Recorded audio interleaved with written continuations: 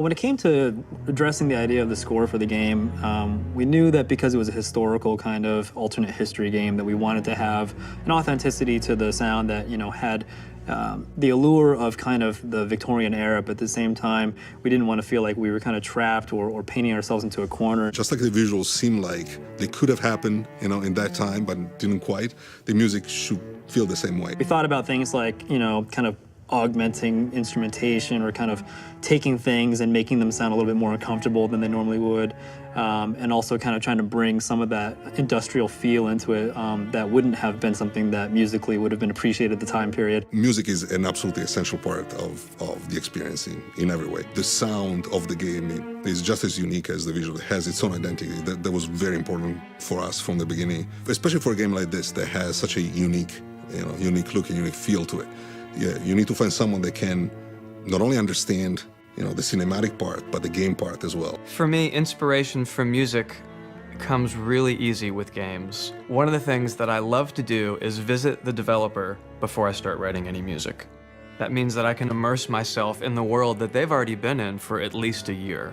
So there's concept art and playthroughs, meeting the people. There was no lack of inspiration from the team at all.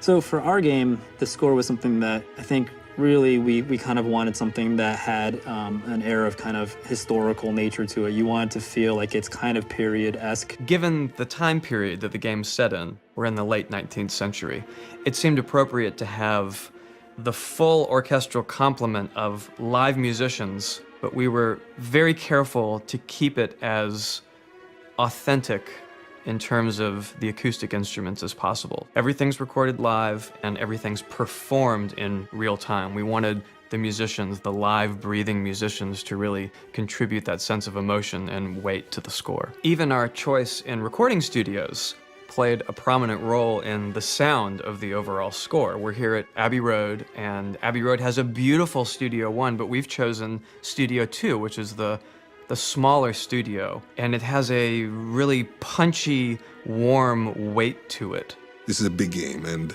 it needed a musical score that matched the scope and the scale of the visuals and of the vision. If I had to choose one word to describe the music for the Order, it would probably be weight.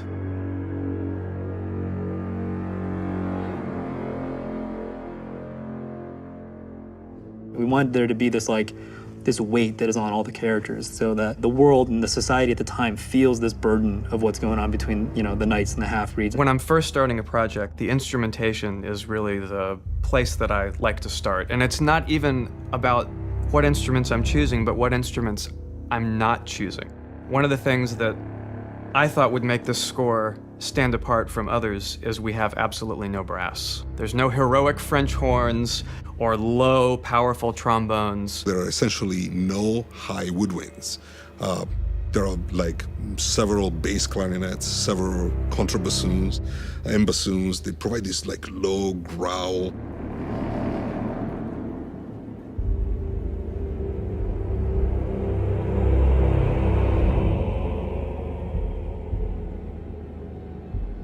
And another big aspect of it is the voices.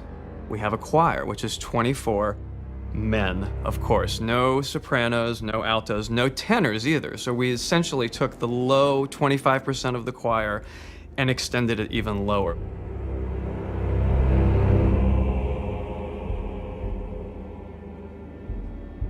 We really kind of take it down. We get very, very kind of low, bassy voices and stuff like that make it creepy. And we get kind of this strained, groaning kind of sound out of some of the performances that, when you see it in context with what's going on, it's very disturbing sounding.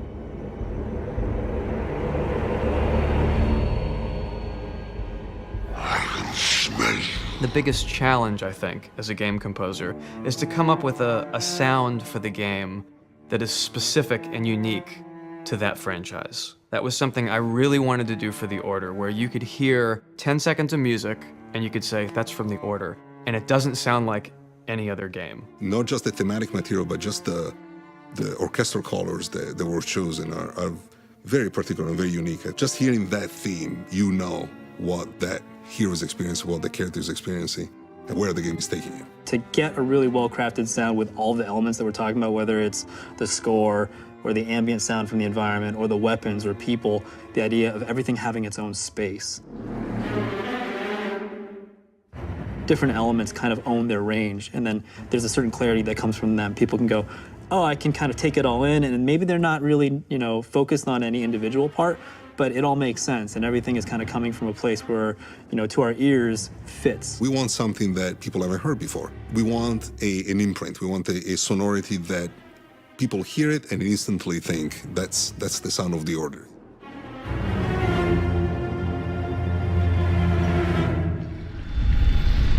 This is for the players.